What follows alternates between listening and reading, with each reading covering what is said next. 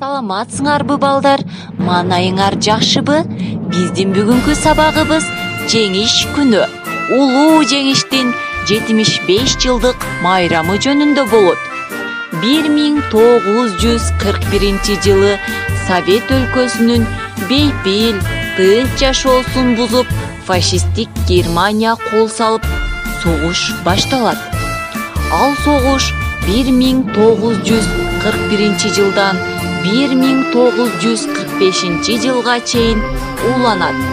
Совет өлкөсүнүн бардык улуттары ынтымактуу болгон үчүн ал согушту жеңип 1945 жылы Берлинде 9 май күнү Совет өлкөсүнүн желегин желбиретип жеңиш күнү белгиленет. Балдар, биздин чоң аталарыбыз ушундай жыргал күндү өз кандарын аябастан согушуп, апаларыбыз тылда иштеп бизге алып келишкен. Андыктан аларды биз эч качан унутпашыбыз керек.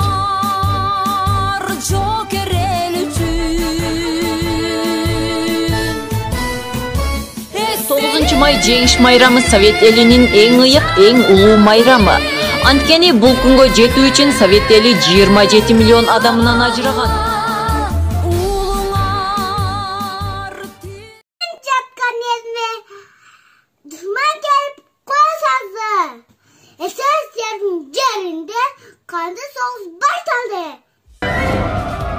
Бул күн Совет элинин 4 жылга созулган эң оор, эң кайгылуу улуу атамекендик согуштагы фашисттик Германиянын үстүнөн жеңишке жетишкен күн.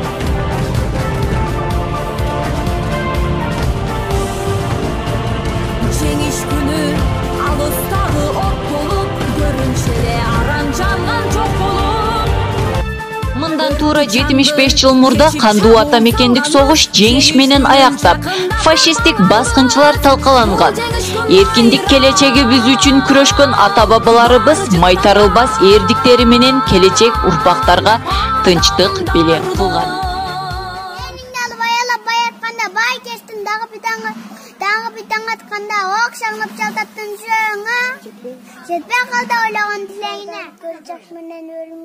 Uzat işte yıllardır eneli yaşa kurban oldu, bahtı oldu.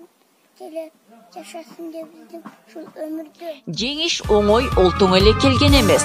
Ата-бабаларыбыздын көбү кырчындай курагында өз жанын берсе, кээ бири ден соолугунан ажыраган.